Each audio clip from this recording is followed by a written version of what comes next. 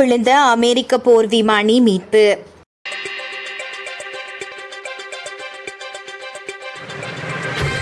ஈரானால் சுட்டு வீழ்த்தப்பட்ட அமெரிக்க போர் விமானத்தில் பயணித்து மாயமாகியிருந்த விமானி மீட்கப்பட்டுள்ளதாக அமெரிக்க ஜனாதிபதி டொனால்டு டிரம்ப் தனது சமூக வலைதள பதிவில் தெரிவித்துள்ளார். இந்த மீட்பு நடவடிக்கையின் போது இரு தரப்பினருக்கும் இடையே கடுமையான துப்பாக்கி சண்டைகள் இடம்பெற்றுள்ளதாக அறிக்கைகள் தெரிவிக்கின்றன.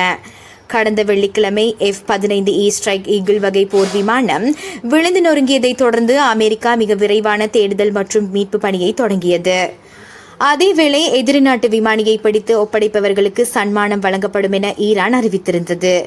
மீட்கப்பட்ட விமானி காயமடைந்துள்ள போதிலும் அவர் குணமடைந்து விடுவார் என்றும் ஈரானின் கரடுமுரடான மலைப்பாங்கான பகுதியில் அவர் இருந்ததாகவும் ட்ரம்ப் குறிப்பிட்டுள்ளார். இந்த மீட்பு பணியில் பல விமானங்கள் ஈடுபடுத்தப்பட்டதுடன் அமெரிக்க ராணுவம் 24 மணி நேரமும் அவரது இருப்பிடத்தை கண்காணித்து வந்ததாகவும் அவர் மேலும் தெரிவித்துள்ளார்.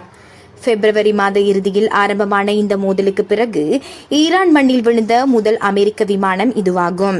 எனினும் ஏற்கனவே மேலும் 2 அமெரிக்க விமானங்களை தாம் சுட்டு வீழ்த்தியுள்ளதாக ஈரான் உரிமை கோரியுள்ளது.